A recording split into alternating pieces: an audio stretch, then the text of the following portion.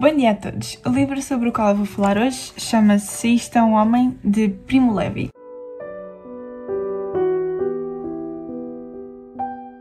Primo Levi nasceu dia 19 de julho de 1919 e suicidou-se em 1987.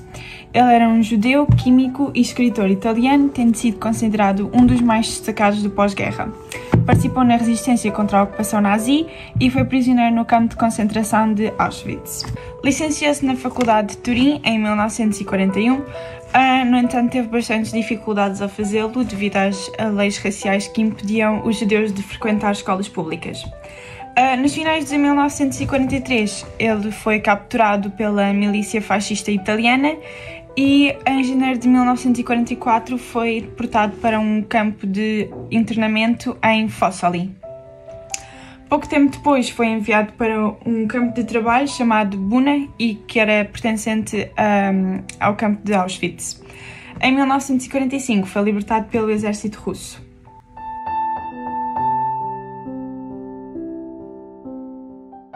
No seu livro, Primo Levi começa por recordar o momento em que foi capturado e, posteriormente, todo o percurso desumano que teve que enfrentar até chegar ao campo de trabalho de Buna. Já lá, relembra diversas memórias sobre os seus companheiros, outros prisioneiros que se encontravam lá no campo, relembra o que viveu, o que passou e conta ainda algumas estratégias que foi descobrindo ao longo do tempo que lá esteve para, por exemplo, escapar ao trabalho.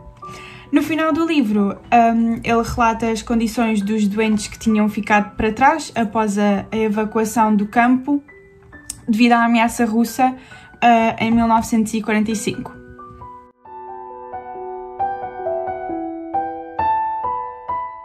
Eu gostei bastante desta obra. Eu pessoalmente não aprecio muito livros autobiográficos, mas como este era uma vertente mais sobre memórias, eu achei bastante interessante. No entanto, houve dois aspectos que eu considerei menos positivos. O primeiro foi a escrita do autor, que por vezes podia ser estranha e complicada, e isso fez-me reler diversas vezes o mesmo excerto para eu ter a certeza e para conseguir perceber o que os certos significavam e ter a certeza do que o autor queria transmitir ao leitor. O outro aspecto foram as frases escritas noutra língua. Por vezes, quando ele se recordava, ele mencionava nomes de pessoas ou lugares, palavras, expressões típicas daqueles ambientes e depois não tinham tradução.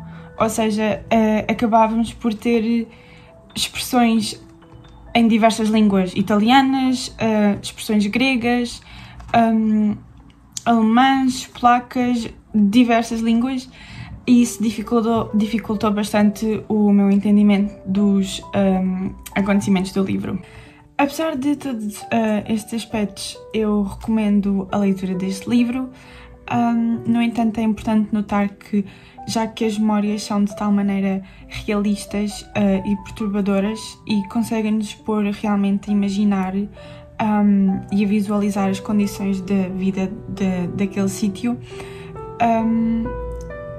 é importante que a pessoa que esteja a ler o livro tenha uma boa capacidade mental e psicológica para aguentar mesmo com a linguagem do livro. Eu não vos vou contar muito mais sobre este livro, porque apesar de ser uma leitura difícil, é essencial para todos percebermos um pouco melhor o que todos os prisioneiros passaram naquelas condições terríveis. E considero ainda que este livro deve servir como um abre-olhos para os problemas da nossa sociedade atual, porque ainda hoje existem populações a viver em condições iguais ou parecidas que o Primo Levi retrata neste livro, e acho que é um livro que toda a gente devia ler para se alertar destas situações.